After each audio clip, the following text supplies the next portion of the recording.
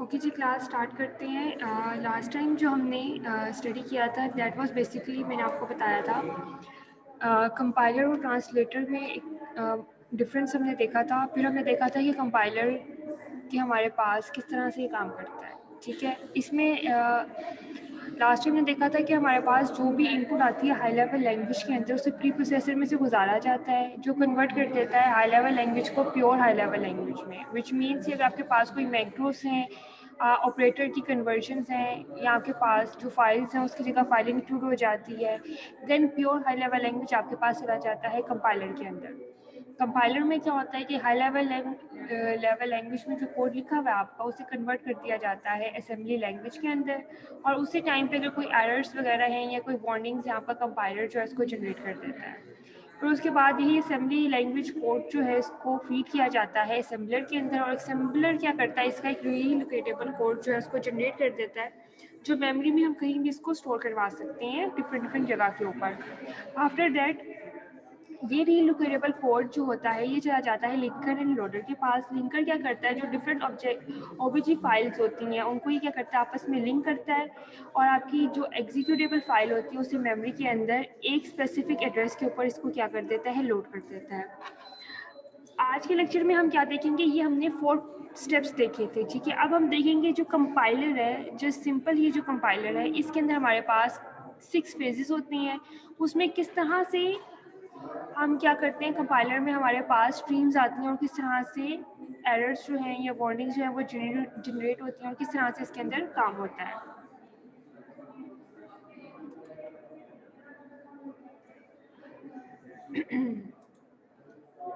So the topic for today is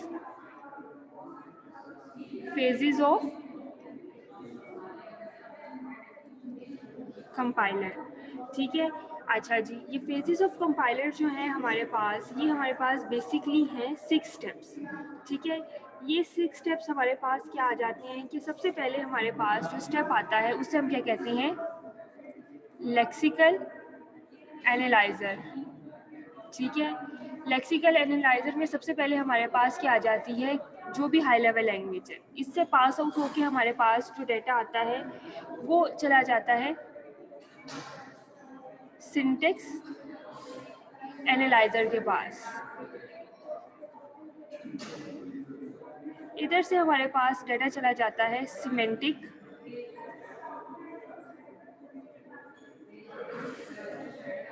analysis में। After that we have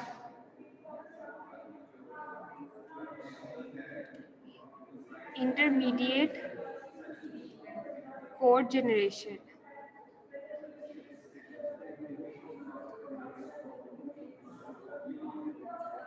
इसके बाद हमारे पास जो डेटा है वो आ जाता है इधर, हमारे पास एक फेज होता है जिसे हम कहते हैं code optimiser.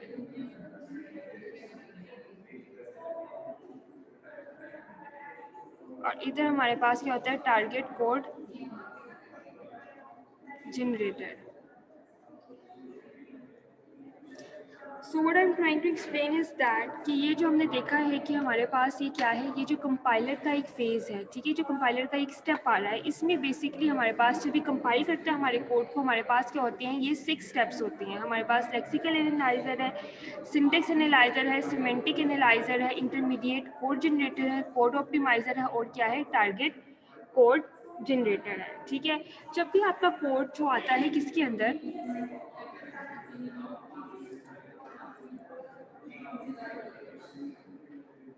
High level language के अंदर, जब आप इसको कंपाइल करते हैं, चाहे वो कोड आपने सी में लिखा हो, सी शार्प में लिखा हो आपने, चाहे वो जावा में लिखा हो, जिस भी लैंग्वेज में आपने कोड लिखा हो, हर उस लैंग्वेज का क्या होता है, कंपाइलर होता है। ठीक है, जो उस कोड को क्या करते हैं, कंपाइल करते हैं। जो भी आपने हाई लेवल लैंग्वेज के अंदर आपने कोड लिखा है, जब उसे कंपाइल करते हैं, सबसे पहले वो किसके अंदर आ जाता है, लेक्सिकल एनालाइजर के अंदर। ठीक है, लेक्सिकल एनालाइजर क्या करता है, ये सोर्स कोड जो हमारे पास आता है, इसे ये करेक्टर बाय करेक्टर रीड करता है और इसको ये कन्वर्ट कर देता है किसके अंदर, टोकन के अंदर। टोकन का आइडिया है आपको, टोकन्स क्या होते हैं?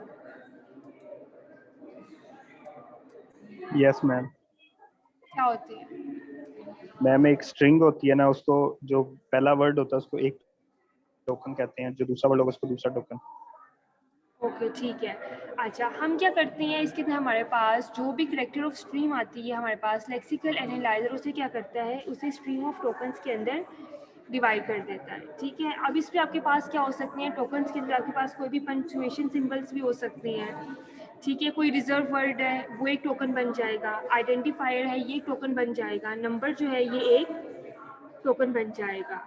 ठीक है, और इसको हम क्या कहते हैं, लेक्सीम भी कहते हैं। एक टूल होता है इसके अंदर जिसको हम लेक्स कहते हैं। ठीक है, इसको यूज़ करते हुए क्या करता है, इसको टोकन के अंदर ये क्या करता है, टोकन स्ट्रीम जो है इसको जनरेट किया जाता है। ठीक है, इस टाइम पे लेट्स सपोज अगर हमारे पास एक एक्सप्रेशन है, let's suppose x equals to a plus B asterisk सी।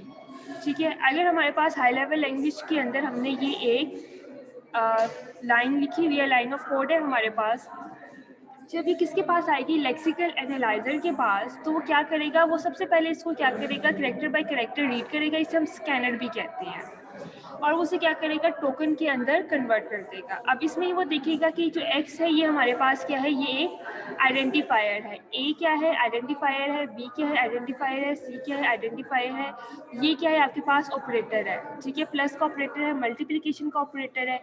वो देखेगा कि इसके अंदर कितने नंबर ऑफ ऑपरेंड्स हैं, कितने ऑपरेटर्स हैं, कितने आइडेंटिफायर्स हैं।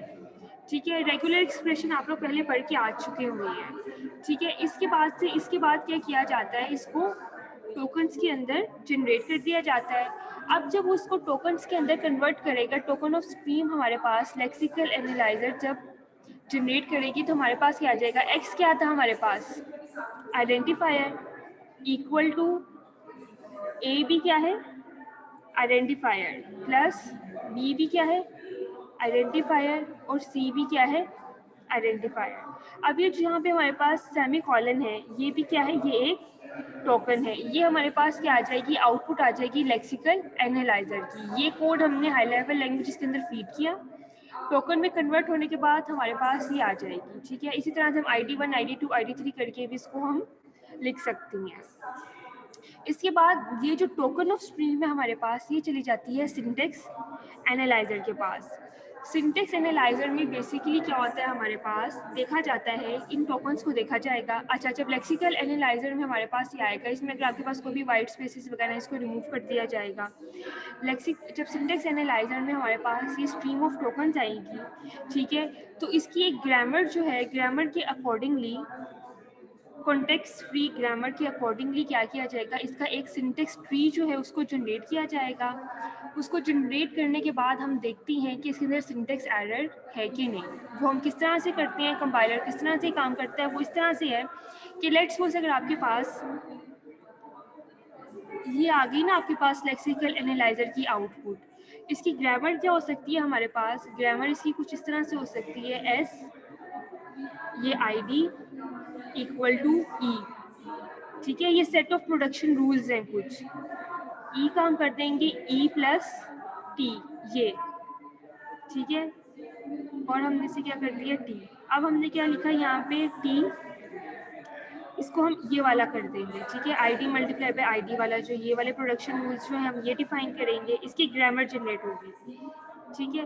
अब क्या हो जाएगा, यहाँ पे F क्या आ जाएगा हमारे पास, ID, ठीक है। अब ये जो ग्रामर है, कॉन्टेक्स्ट फ्री ग्रामर है। बेसिकली ग्रामर क्या होती है हमारे पास, आप थ्योरी ऑफ ऑटोमेटा में ऑलरेडी पढ़ के आए हैं। ग्रामर हमारे पास कुछ नहीं होती, बस ये सेट ऑफ रूल्स होते हैं जिसके ज़रिए हम क्या करते हैं, किसी भी लैंग्वेज को हम डिफाइन करते हैं। अब इस फेज़ के अंदर इस ग्रामर को देखते हुए एक पार्स ट्री जो है उसको जनरेट किया जाएगा, क्रिएट किया जाएगा।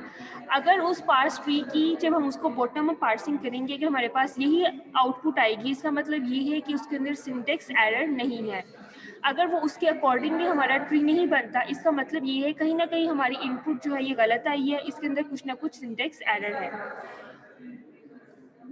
अब हम इस ग्रामर के साथ हम क्या करते हैं, हम एक पार्स ट्री बनाएंगे और इसकी सिंटेक्स एनालिसिस होगी, ठीक है। अब इसका ट्री अगर हमने जनरेट करना हो तो हम उसको किस तरह से कर सकते हैं।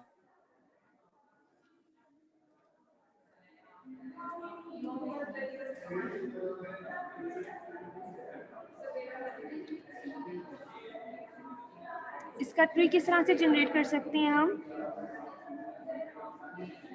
ये देखिए,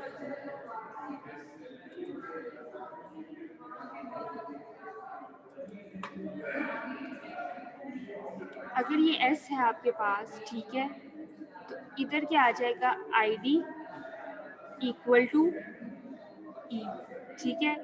अब हम क्या करेंगे, अब इसके प्रोडक्शन रूल में आगे से, तो इधर क्या आ जाएगा, ये क्या है E प्लस टी, ठीक है। और क्या है इसका E का, ये हमारे पास क्या आ जाएगा, इधर से T, ठीक है। अगर फर्दर ऑन इसकी क्या प्रोडक्शन है T की, इसकी जो प्रोडक्शन रूल है वो है हमारे पास इस तरह से T मल्टीप्लाई बाय F, ठीक है। ये ऑपरेटर आ गया आपके पास, वो ये दो ऑपरेंड्स आ गई। फर्दर ऑन इसकी किस क्या आ रही है हमारे पास, T क्या आएगा हमारे पास इधर F, और F फर्दर क्या है हमारे पास ID। इसी तरह से हमारे पास ये T क्या आ जाएगा F, और F फर्दर क्या है ID, ये F क्या आ जाएगा डायरेक्टली ID। अब जब हम इसकी बॉटम हम पार्सिंग करेंगे तो हम इसको चलते हैं लेफ्ट टू राइट, हम चलते हैं, ठीक है। ID इक्वल टू, इधर आ जाएगा ID प्लस, ठीक है, इसी तरह से ID प्लस फिर ID मल्टीप्लाई बाय आइडेंटिफायर, ठीक है। अब ये बिल्कुल वही, जब हमने इसकी बॉटम अप पार्सिंग भी की है तो ये हमारे पास वही आउटपुट आई है जो हमारे पास क्या थी, इनपुट थी। इसका मतलब ये है कि जब सिंटेक्स एनालाइजर में कोई भी सिंटेक्स जो है ये हमारे पास आइडेंटिफाई नहीं हुआ, तो अब ये जो पार्स ट्री है ये एज अ इनपुट चला जाएगा किसके पास, सिमेंटिक एनालाइजर के पास। सिमेंटिक एनालाइजर क्या करेगा, सिमेंटिक एनालाइजर देखेगा इसको, इसकी लॉजिकल एरर्स देखे जाएंगे। लॉजिकल एरर्स क्या होते हैं,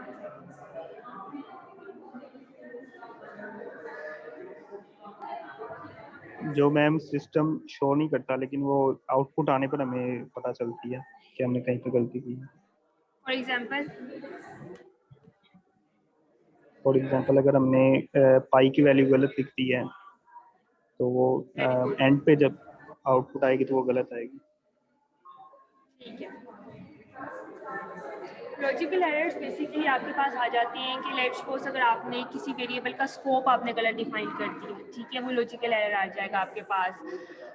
इसके अलावा जिस तरह से कोई वैल्यू आपने गलत असाइन कर दी है, ठीक है, इस सिमेंटिक एनालाइजर में इस पार्स ट्री को लिया जाता है और फिर क्या किया जाता है, इसकी सिमेंटिक्स देखी जाती है। इसमें हम ये भी देखते हैं कि हमारे ऑपरेटर्स के प्रेसिडेंस क्या है, एसोसिएटिविटी इसके अंदर देखी जाती है, ठीक है। और ये सब चीज़ें हम डिटेल में भी देखेंगे, एक एक स्टेप के ऊपर पूरा पूरा चैप्टर डेडिकेटेड है। अच्छा, अब ये पार्स ट्री को जब हम सिमेंटिकली हम इसको एनालाइज करते हैं तो हम क्या करते हैं, लेक्सिकल एनालाइजर का हमारे पास आउटपुट क्या आ गई ये, ठीक है, टोकन ऑफ स्ट्रीम। इसके बाद सिंटेक्स एनालाइजर के अंदर गया, सिंटेक्स एनालाइजर के अंदर क्या होगा, हमारे पास ग्रामर के कुछ रूल्स होते हैं जिसके अकॉर्डिंगली हमारे पास एक पार्स ट्री आता है। ये पार्स ट्री चला गया सिमेंटिक एनालाइजर के अंदर। अब सिमेंटिक एनालाइजर की जो आउटपुट आएगी हमारे पास वो क्या आएगी, सिमेंटिकली वेरीफाइड पार्स ट्री आएगी। ये सेम ट्री आ जाएगा हमारे पास जो क्या होगा, सिमेंटिकली वेरीफाइड, ठीक है। इसके बाद क्या हो जाएगा हमारे पास, अगर ये वेरीफाई हो जाता है हमारे पास सिमेंटिकली, तो यही ट्री हमारे पास इनपुट जाएगी इंटरमीडिएट कोड जनरेटर के अंदर। इंटरमीडिएट कोड जनरेटर हमारे पास क्या करता है, ना तो ये कोड होता है आपका हाई लेवल लैंग्वेज के अंदर प्योर, ना ही आपके पास क्या होता है लो लेवल लैंग्वेज के अंदर। ये एक इंटरमीडिएट कोड होता है जिसकी बहुत जो फेमस टर्म्स हैं वो क्या हैं, TAC और एक हम क्या कहते हैं DAG, ठीक है, डायरेक्ट एसाइक्लिक ग्राफ और 3 एड्रेस कोड। जो ज़्यादा यूज़ होता है, जो मोस्ट कॉमनली यूज़ होता है वो है 3 एड्रेस कोड। यहाँ पे जो कोड जनरेट किया जाता है वो होता है 3 एड्रेस कोड, ठीक है। अगर हम इसी एक्सप्रेशन के अंदर देखें तो आप ये देखें आपके पास कितने नंबर ऑफ ऑपरेंड्स हैं, x equals to a plus b plus c, ये कितने ऑपरेंड्स हैं, 3 है मैम, 3 ABC 4। x को भी आपने इसके अंदर इंक्लूड करना है, ठीक है। ये 4 नंबर ऑफ ऑपरेंड्स हैं आपके पास, ठीक है।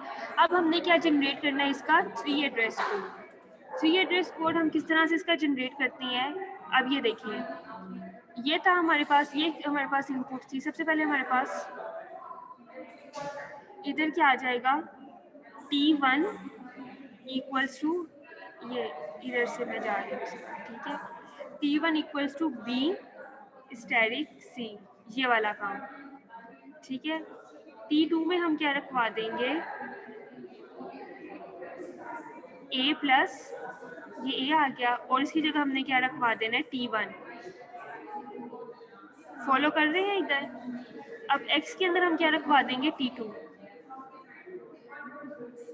ठीक है। 3 एड्रेस कोड में हमारे पास जो मिनिमम लिमिट है वो क्या होती है, 3 बिट्स हमारे पास 3 एड्रेस होना चाहिए, इससे कम भी हो सकता है, ठीक है। जैसे x इक्वल्स टू, ये T2 हमने इसको साइन कर दिया, ये हमने क्या कर दिया, इसको इंटरमीडिएट कोड जनरेटर क्या करेगा, इसे 3 एड्रेस कोड के अंदर कन्वर्ट कर देगा। इसके बाद ये जो 3 एड्रेस कोड है ये एज अ इनपुट जाएगा किसके अंदर, कोड ऑप्टिमाइजर के अंदर। कोड ऑप्टिमाइजर क्या करता है आपके पास कि अगर आपने बहुत number of lines of code आपने लिखा होता है, ठीक है, उसे क्या करता है, ये ऑप्टिमाइज करता है, नंबर ऑफ लाइंस को ये क्या करता है, कम करता है, ठीक है। हम इसको स्टेप्स को क्या करते हैं, इस कोड ऑप्टिमाइजर क्या करता है, रिड्यूस कर देता है। अब ये जो हमने 3 स्टेप्स के अंदर काम किया हुआ है इसको हम क्या करेंगे, रिड्यूस करेंगे। किस तरह से हम रिड्यूस कर सकते हैं इसे रिड्यूस। इधर क्या आ जाएगा हमारे पास, T1 equals to B multiply by C, ठीक है, ये एज इट इज आ गया हमारे पास। और बजाय इसके कि हम ये वाला एक स्टेप जो है ये वाला एक्स्ट्रा हम करें, हम क्या करेंगे, x इक्वल टू, ठीक है, डायरेक्टली हम क्या कर देंगे A प्लस T1। कोई फर्क आया इधर,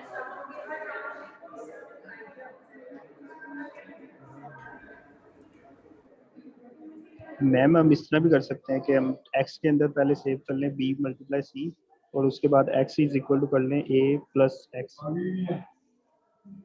कर सकते हैं। बस आपने कोड ऑप्टिमाइजर क्या करता है, ये नंबर ऑफ स्टेप्स को रिड्यूस कर सकते हैं। अगर आप इससे भी ज़्यादा इसको रिड्यूस कर सकते हैं तो कर सकते हैं, या आप इसको ऊपर नीचे करके उस तरह से रिड्यूस करना चाहते हैं वो भी हो सकता है। इसके बाद यहाँ के पास जो ऑप्टिमाइज कोड है ये चला जाएगा टारगेट कोड जनरेटर के अंदर। टारगेट कोड हमारे पास बेसिकली क्या है, इधर ये देखिए कंपाइलर के बाद जो हमारे पास कोड जनरेट हो रहा है वो कौन सा है? असेंबली का। असेंबली, ठीक है।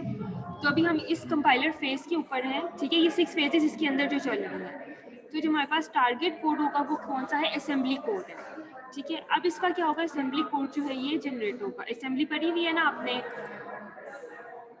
Yes ma'am. क्या हो जाएगा? रजिस्टर में वैल्यूज हम सेव करवाते हैं, एक ही हमने क्या करवा दी इसके अंदर, बी क्या आ जाएगा रजिस्टर R1 के अंदर, सी किसके अंदर आ जाएगा? R2 के अंदर, ठीक है। अच्छा, ये तो पता है ना आपके पास, अगर मैं ये मल्टीप्लाई कर रही हूँ तो वैल्यू R1 के अंदर ही स्टोर होगी, लेफ्ट वाले यस मैम। ऐड करेंगे तो ये R0 और ये क्या आ जाएगा? R2, और इसको हम क्या कर देंगे? मूव कर देंगे इधर R2, और ये क्या आ जाएगा? X। ये हमारे पास ये आ गया टारगेट कोड, जो किसमें है? असेंबली लैंग्वेज के अंदर है, ठीक है। जो कंपाइलर के फेजेस थे, इसने क्या किया? सबसे पहले टोकन में इसको कन्वर्ट किया, जिसको हम लेक्सीम भी कहते हैं, एक टूल होता है लेक्स, उसको यूज़ करते हुए टोकन में इसको कन्वर्ट करता है, ठीक है। फिर इसका सिंटेक्स एनालिसिस किया, ग्रामर जनरेट होती है, ग्रामर के अकॉर्डिंगली पार्स ट्री होता है, पार्स ट्री से हम क्या करते हैं? सिमेंटिक एनालिसिस किया जाता है, इसकी लॉजिक देखी जाती है, कोई लॉजिकल एरर तो नहीं है इसके अंदर। फिर उसके बाद हम क्या करते हैं? इंटरमीडिएट कोड जनरेट किया जाता है, जो क्या होता है? 3 एड्रेस कोड होता है, जो मोस्ट कॉमनली यूज होता है। फिर हम क्या करते हैं? कोड ऑप्टिमाइजर करते हैं, और फिर हम क्या करते हैं? टारगेट कोड जनरेट किया जाता है। अब ये जो हमारे पास फेजेस हैं कंपाइलर के, इसके साथ हमारे पास 2 फेजेस और होती हैं, 2 स्टेप्स और होती हैं इधर। इन सब स्टेप्स के साथ चलिए मैं इधर होता है सिंबल टेबल। एक सिंबल टेबल मैनेजर होता है यहाँ पे, जो क्या करता जाता है? जो सारी वैल्यूज है ना आपके पास कि ए की टाइप क्या है, ये सिमेंटिक एनालिसिस में बेसिकली होता है टाइप चेकिंग। ए की टाइप क्या है, इसका स्कोप क्या है, ये आइडेंटिफायर है, ये ऑपरेटर है, नंबर ऑफ ऑपरेटर्स कितने हैं, ऑपरेंड्स कितने हैं, ये सारी इन्फॉर्मेशन स्टोर की जाती है सिंबल टेबल मैनेजर के साथ। ये सब स्टेप्स के साथ ये ज्वाइन होता है। इसी तरह से हमारे पास एक और फेज होता है जिसे हम क्या कहते हैं? Error handler. एरर हैंडलर होता है, वो क्या करता है कि किसी भी फेज में जब आपके पास एरर आता है ना, इन 6 फेजेस के अंदर आपका प्रोग्राम वहीं से ख़त्म नहीं हो जाता, वो आगे नेक्स्ट स्टेप्स के ऊपर भी ये कंटिन्यू रहता है। उन एरर को किस में आ जाते हैं? एरर हैंडलर के अंदर आ जाता है कि ये एरर इस लाइन के ऊपर आया है, ये वार्निंग्स इस लाइन के ऊपर जनरेट हुई है, ठीक है। वो एरर हैंडलर के अंदर क्या हो जाती हैं? रिपोर्ट हो जाती हैं। ये सब फेजेस के साथ क्या होता है? ज्वाइंट होता है, लेक्सिकल एनालाइजर के साथ भी, सिंटेक्स के साथ भी, इन 6 फेजेस के साथ। अच्छा जी, रेगुलर एक्सप्रेशन आप पढ़ के आए हुए हैं, इसमें बता सकते हैं कि रेगुलर एक्सप्रेशन क्या है?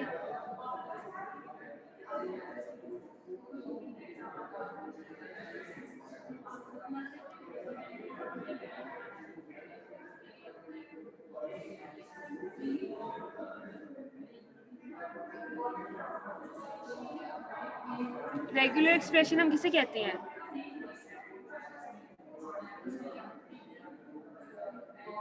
Any expression through which we can define any regular language is called regular expression, ठीक है।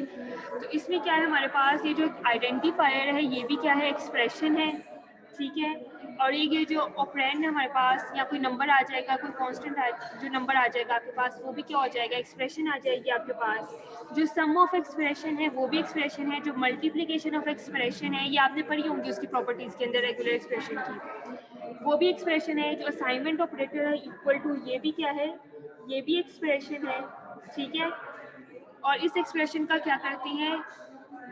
कॉन्टेक्स्ट फ्री ग्रामर, ग्रामर के बाद पार्स ट्री, पार्स ट्री के बाद लॉजिकल एरर, और फिर उसका 3 एड्रेस कोड, 3 एड्रेस कोड के बाद कोड को ऑप्टिमाइज किया जाता है। उसके बाद क्या किया जाता है? टारगेट कोड जनरेट किया जाता है।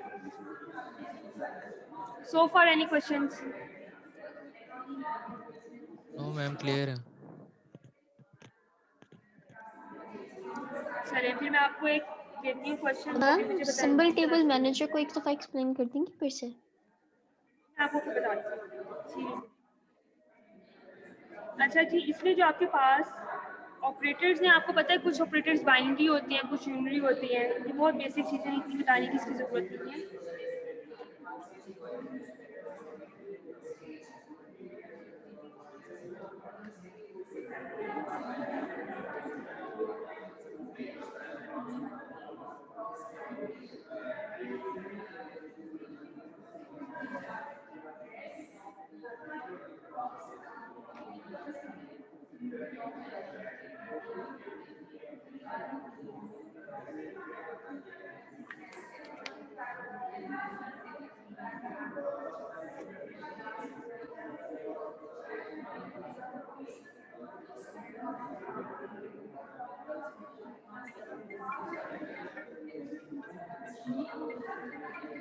अच्छा जी, ये आपके पास एक ये इनपुट आएगी आपके पास हाई लेवल लैंग्वेज के अंदर। ये 6 फेजेस जो है ना इसके ऊपर से कंपाइलर के, इसको ज़रा ड्राई रन करके दिखाएं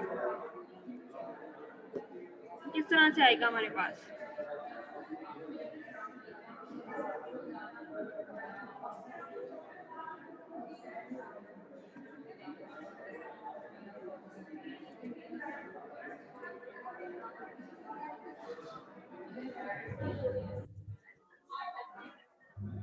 मैम सबसे पहले इसके आइडेंटिफायर बनाएंगे हम, वेरी गुड, आइडेंटिफायर्स बनाएंगे। फिर इसकी हम वो पास ट्री बनाएंगे। तो आपने बनानी है।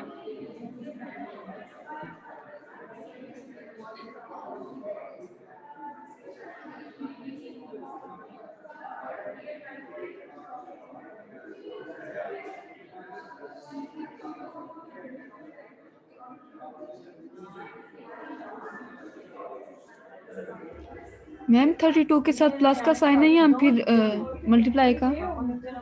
मल्टीप्लाई।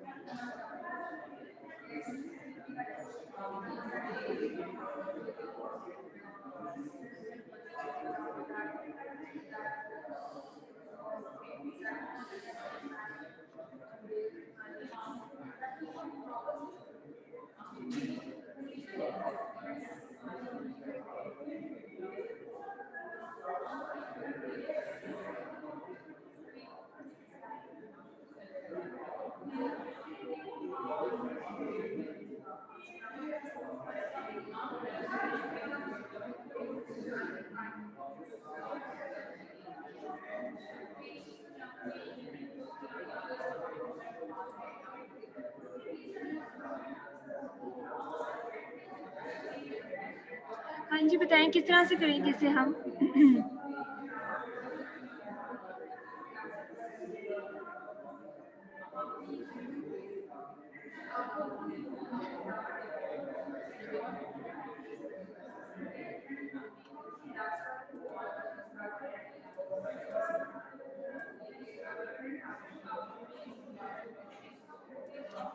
हमजा असलम, आप बताएं।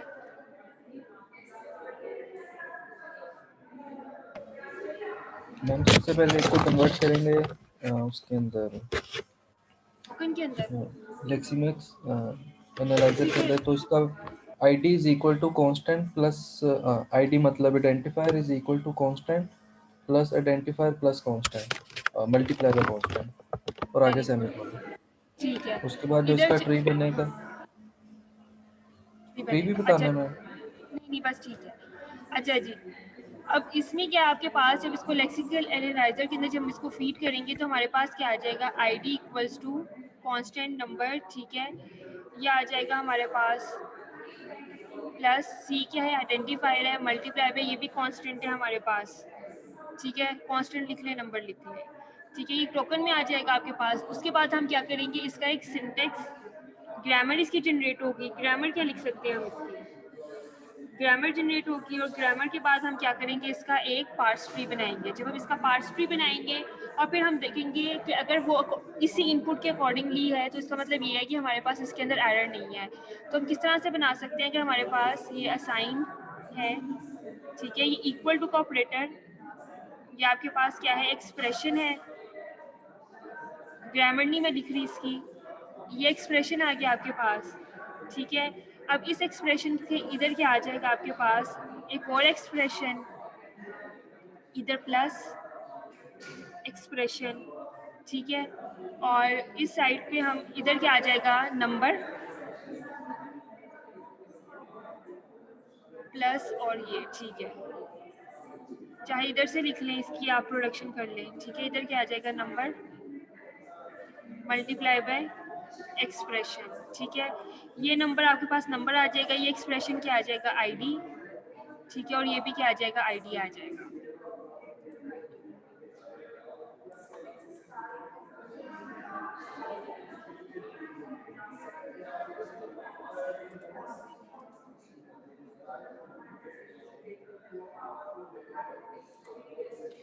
इधर क्या आ जाएगा, पास पहले प्लस आ रहा है ना,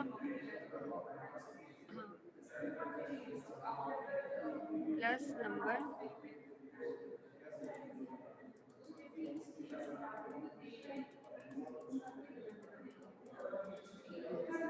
मैम कोर्स की क्लास ऑन कैंपस नहीं हो रही इसकी? नहीं बच्चे, और ये इधर आ जाएगा मल्टीप्लाई है हमारे पास। लेकिन मैम इसका तो हाइब्रिड आ रहा है।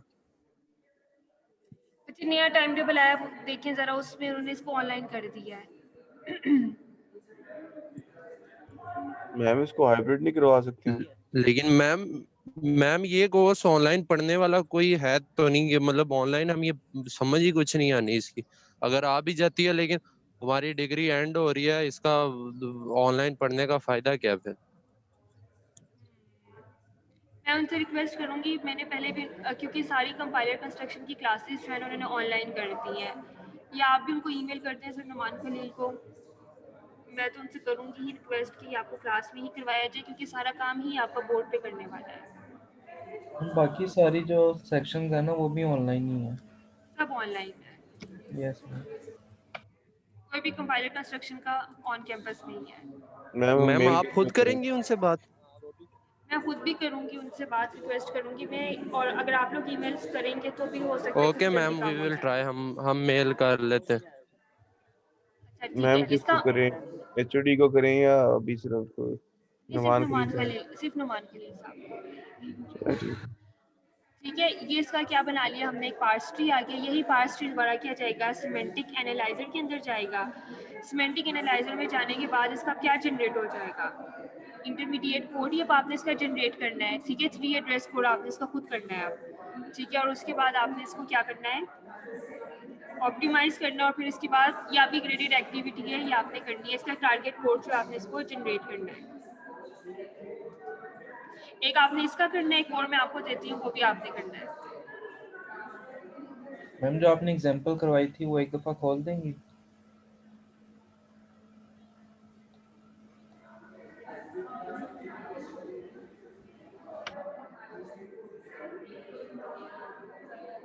एक ये आपके पास, ये आपने खुद से सारी करनी है, और ये संभव मैं थोड़ी सी कर दी आपको। ये है वो एग्जाम्पल।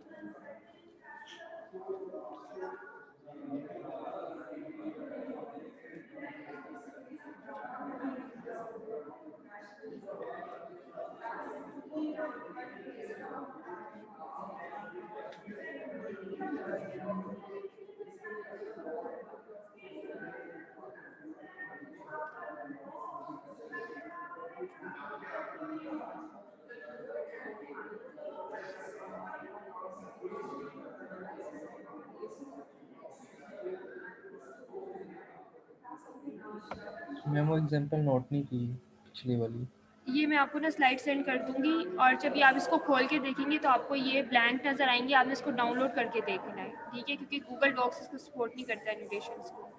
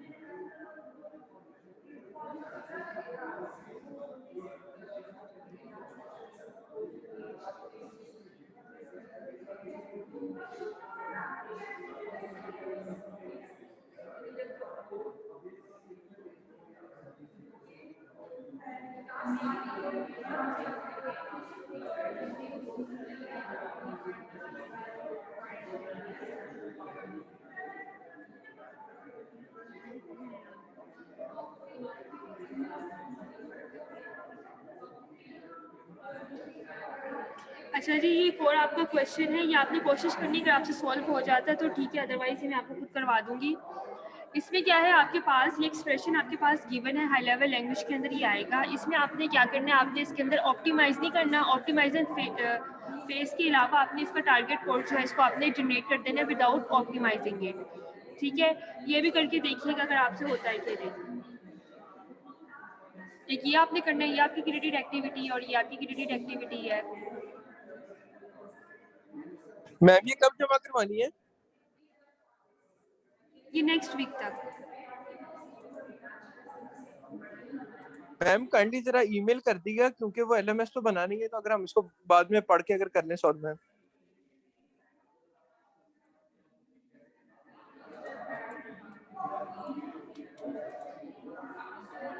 मैम क्लास टाइम ही करनी है।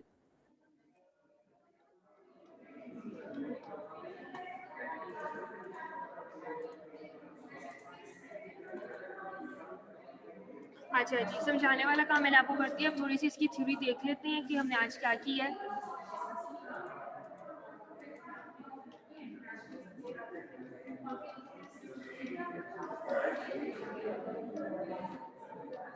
अच्छा जी, ये हमारे पास क्या है, फेजेस ऑफ कंपाइलर हैं जो हमने अभी किया है कि सबसे पहले हमारे पास लेक्सिकल एनालाइजर को ही हम स्कैनर भी कहते हैं, ठीक है। अगर ये मैंने आपको नेक्स्ट लास्ट में डिज़ाइन करवाया तो हम देख लेंगे कि हमने इसको जावा में करना है या सी में करना है, ठीक है। स्कैनर बेसिकली हम यूज़ करते हैं जावा के अंदर। स्कैनर आ जाएगा इसके अंदर, इसको हम लेक्सिकल एनालाइजर ही है। इसके बाद आपके पास स्ट्रीम ऑफ टोकन्स आएगा जो पार्सर में चला जाएगा, जो सिंटेक्स एनालिसिस है, पार्स ट्री जनरेट होगा। उसके बाद सिमेंटिक्स एनालाइजर के अंदर, जिसके बाद आपके पास वही एक वेरीफाइड सिमेंटिकली एक ट्री होगा जो कोड ऑप्टिमाइजर के पास जाएगा, ठीक है, टारगेट कोड जनरेट करेगा।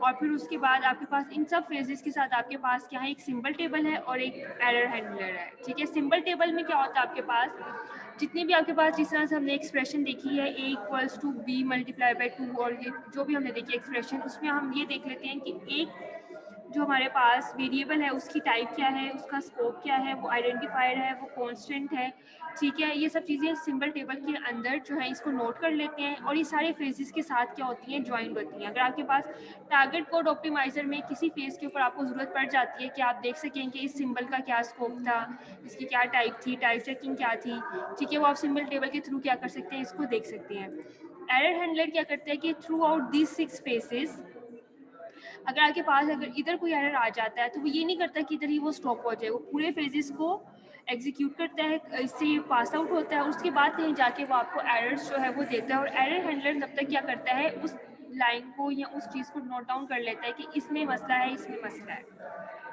अच्छा जी, ये आगे आपके पास जो लेक्सिकल एनालिसिस है, इसमें परेशानी हो जाना, ये पूरे चैप्टर हम इसको बहुत डिटेल से करेंगे। लेक्सिकल एनालिसिस में आपके पास क्या, ये सारे आइडेंटिफायर्स जो हैं ये आ जाते हैं, टोकन्स में आ जाता है आपके पास।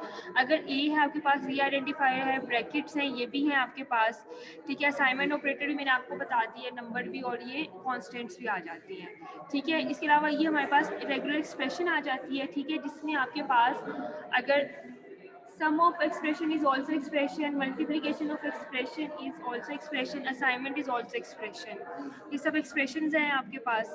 फिर उसके बाद आपके पास क्या आ जाता है, इसका एक पार्ट्स ट्री बनाया जाता है, पार्ट्स ट्री जिसको हम सिंटेक्स ट्री भी कहते हैं।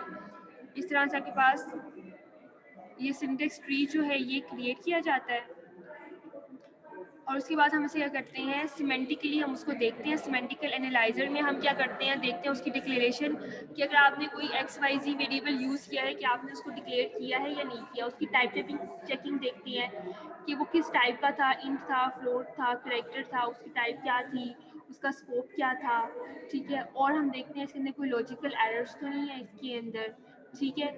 ये सब हम कर लेते हैं सिमेंटिक एनालाइजर के अंदर। इसके बाद हम वेरीफाइड, हमारे पास एक सिंटेक्स ट्री आ जाता है। इसके बाद हमारे पास आ जाता है सोर्स कोड ऑप्टिमाइजर या कोड जनरेटर। 3 एड्रेस कोड आपके पास जनरेट किया जाता है, उसके बाद उस कोड को क्या किया जाता है, ऑप्टिमाइज किया जाता है, ठीक है। और एंड पे आपके पास ये टारगेट कोड जो है ये आ जाता है। ये बिल्कुल वही फेजेस हैं जो मैंने आपको अभी करके दिखाई है।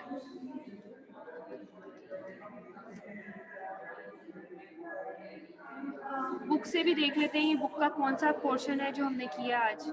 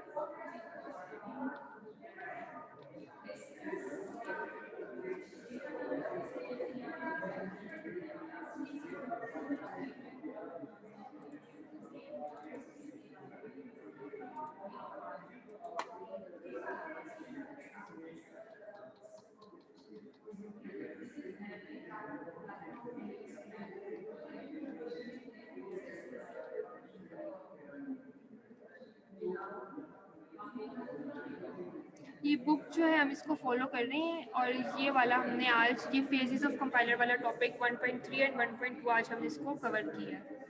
मैम इसका ऑथर कौन है मैम? मैं आपको दिखा देती हूँ, ठीक है। इसके अंदर भी प्रॉपर एक एग्जांपल है, जो चेंज एग्जांपल है जो मैंने आपको करवाई है, उससे ये डिफरेंट एग्जांपल है। ये भी एक बार इसको ड्राई रन करके आपने देख लेना है कि किस तरह से हुई हुई है जो बुक के अंदर गिवन है आपको, ठीक है। और उसके अलावा जो मैंने आपको 2 क्वेश्चंस दिए हैं ये आपने सॉल्व करने हैं, मैम ठीक है। वो ये कब तक मैम सॉरी आपको काट रहा हूँ मैम, कब तक जमा करवाने हैं वो? बताती हूँ, मैं आपको बताती हूँ, ठीक है। ये 1.3 वाला जो ये सेक्शन है ना, इसको आपने ये आपकी ये भी रीडिंग असाइनमेंट इसको देखना है ताकि आपको और अच्छे से इसकी समझ आ जाए। बुक का नाम मैं आपको दिखा देती हूँ, ये मैंने आपको लास्ट टाइम मैम भी आप बताया था। स्लाइड्स और ये बुक ईमेल कर देंगे हमें? मैं कर दूँगी आपको, ठीक है। अगर LMS जिस तरह से आपके कोर्सेज वहाँ पे नज़र आते हैं ना, मैं ये अपलोड भी कर दूँगी आपके, ठीक है। ये ऑथर का नेम भी जो है ये देख लें।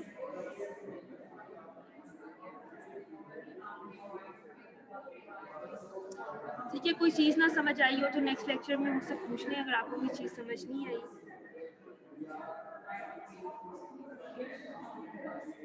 नहीं मैम समझ आ गई मैम।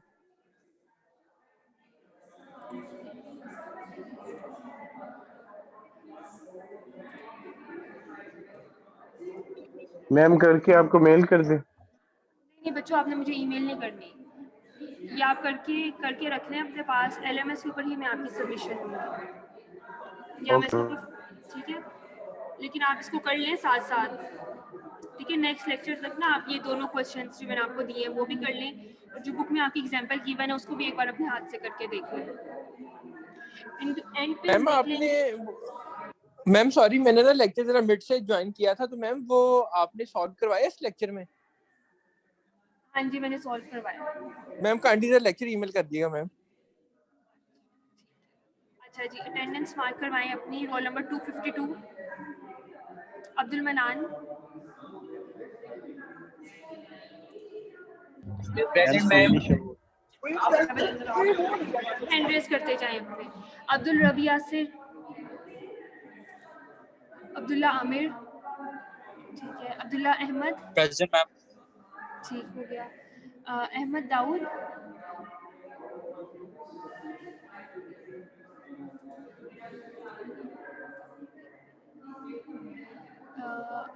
ईशा जीनत, ठीक है। Arsalan Ahmad, Asad Aurangzeb, present ma'am. Beenish Parvez,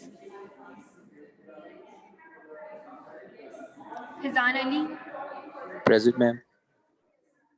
Gulrez Ali Khan,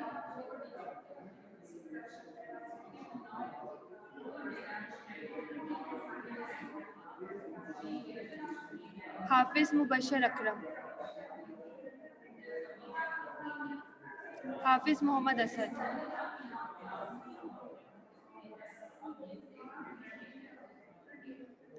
Hamza Sattar, present ma'am. Hamza Farooq, present ma'am. ये आपके साथ ही है दोनों। प्रेजेंट। हमजा यासिर मलिक,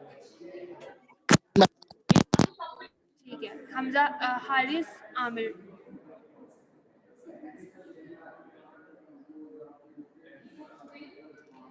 जमशेद अरशद, खाकान अहमद,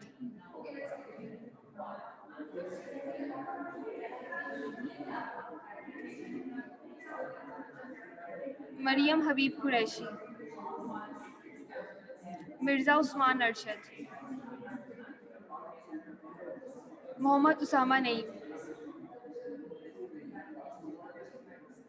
मुदस्सर कय्यूम,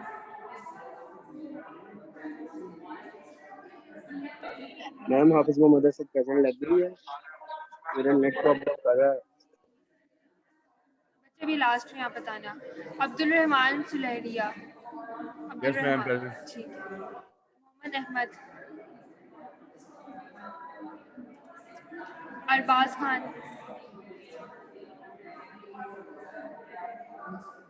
मैम मेरा मोबाइल ऑफ होने लगा, काइंडली मेरी अटेंडेंस मार्क कर दो। Mohammad Muazzan. Asnan Sultan, present ma'am. Hamid Rizwan, present ma'am, present. Hamza Aslam, yes ma'am. Hamza Shafiq, Muaz, ठीक है। Saadul Ashraf, present ma'am. Shahzeb Ali, present ma'am. Shahryar bin Riaz, present ma'am. ठीक हो गया। उसामा वहीद, यलमाज चौधरी, यलमाज, ठीक है। Naseebullah Khan, Naseebullah, present ma'am. उबैदुर रहमान, उसामा तारिक, उबैद नहीं, अच्छा जी। राना मोहम्मद जुनेद शाहिद, ठीक है। Saud Jamshed, present ma'am. Shabana Mushtaq, Present, ma'am. Shoaib Gill, Mushtaba Ali, Arooj Arshad, Present, ma'am. Usman Basharat, Zuhaib Shams, yes ma'am. Zubair Ahmad Mohammad, present ma'am. अच्छा जी। मैम मेरी अटेंडेंस भी लगा दें। मोहम्मद अहमद। मोहम्मद अहमद सरफराज, अच्छा जी। एब्सेंटीज एक बार अपने नाम सुन लें। असमान बिशारत, मुश्तबा अली, उबैदुर रहमान, उसामा वहीद, हमजा शफीक, सामा भाई प्रेजेंट। उसामा वहीद, वही ठीक है, अटेंडेंस हो रही है, अब जाओ अटेंडेंस हो ठीक रही है। है। मैम हाँ अफान जी। मैम। मोहम्मद अरबाज। अरबाज किधर से आ रहे हो आप? Yes ma'am. किधर से आ रहे हो आप? पूरी क्लास में थे? मैम मैंने आपको बताया था आपके पास हम अच्छा ऑफिस ठीक है, में आप आएंगे तो ठीक है। मोहम्मद अरबाज और अब्दुल नासिर, दो बच्चे थे हम। Excuse me ma'am. जी जी बच्चे। मैम मोहम्मद अहमद 192। एक ही करके, एक ही करके। मैम इस बुक का एडिशन काइंडली बता दें। अभी भी मैं आपको बुक ही ईमेल कर देती हूँ। ओके। अच्छा जी। अरसलान मैंने आपकी लगा दी है। ये बाकी एब्सेंटीज अपने नाम सुन लें एक बार। अब्दुल्ला आमिर, सॉरी, अब्दुल रबी यासिर, अहमद दाऊद, मोहम्मद अहमद 192। 192। अच्छा जी। गुलरेज अली खान, मैम अब्दुल्ला आमिर प्रेजेंट है। किधर है अब्दुल्ला आमिर? अभी आपका नाम आएगा ना, फिर बताइएगा। प्रेजेंट।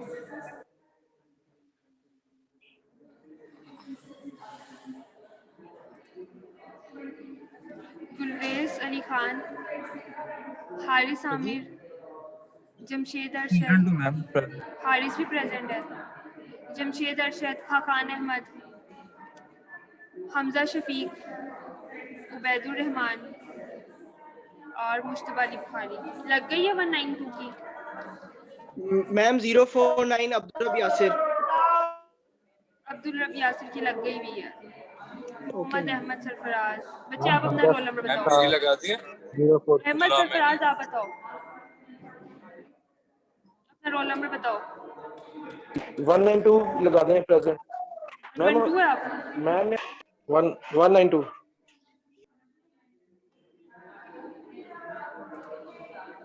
हाँ जी। और कोई स्टूडेंट रह तो नहीं गया? मैम अब्दुल्ला आमिर की लगा दी आपने। लगी हुई अब्दुल्ला आमिर की। मेरी लग गई है 192 भी। हाँ जी अहमद आपकी लग गई है।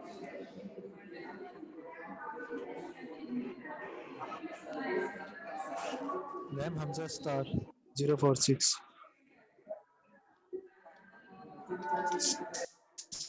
लग गई भी आपकी।